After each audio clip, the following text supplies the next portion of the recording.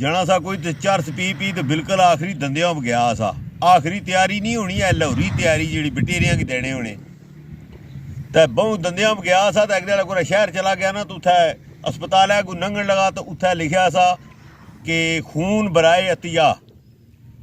तो दिलै सोचा भाई जो कोटा बचया ये इधर चाहिए, क्योंकि वैसे भी मैं अगले महीने च अल्लाह ने हवाले हो जाए तो चलो अगला जान तो सीधा हो जासी ना।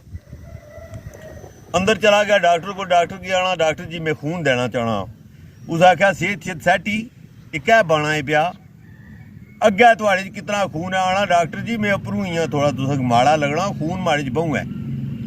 बहु बेजिद जिला होया, डॉक्टर आख्या कंपाउंडर ही बुलाया, उस आख्या इसकी स्टेजर पर लम्मा बा तो यार इसना जरा कोई इसनी ख्वाहिश है भाई माड़ा खून कड्डो तो खून कट। वो कोई अद्धी एक शीशी जिला कड्डी ने तो जनाब उन्होंने मूँह झग छिटी पी तो अखी खली गई। तो उन्होंने हथ पैर पी गए पूरे, मतलब कि उन्हें आख्या ये तो 302 साढ़े सिरै पर चढ़ी आया। वो नठा गया डॉक्टर को, उसकी आना डॉक्टर जी अद्धी जी शीशी उसने कड्डी तो वो तो बेहोश हो गया, तो मूँह झग छुट्टी पी अखी खली गई। डॉक्टर आख्या वो उसकी लाओ खून होर।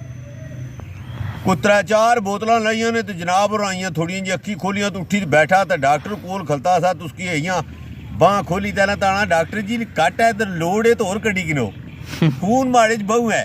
उस आख्या वो हाँ वो यारा अल्लाह ने वास्ता ही निकल बाहर पैं खाम खा 302 साढ़े सिरै बहु से थोड़े थया कितना क्या 4 बोतल अद्धी शीशी कड्डी तो 4 कोलू लाइया तो तू होशा च आया तो निकले कम कर ये और कुछ ने सिर चढ़ कदी और कड्डी फिर 10 ही लानियां पैसे और कड्डी तो फिर जड़ा ना कब्रिस्तान ही है। तो दोस्तों सेहत का ख्याल रखा करो। तो ये जेडे जने नशे शे करने खास करी यंग जातक, तो मैं नगा हथ बनना वा भाई ये इस कमू बाद आ गो, सेहत बड़ी एक नियामत है। तो ये जेडे मार गला पीने उन्हें छोड़ दियो, इससे जानी आस्ते चंगा नहीं, पैसे दे तो खा मखा मौत सहने हो। तो ठीक है, पाकिस्तान जिंदाबाद। वीडियो कुतु कुतु तकी जा रही, कमेंट करी लाजमी दसिया है। वीडियो अच्छी लगे तो शेयर करो, लाइक करो।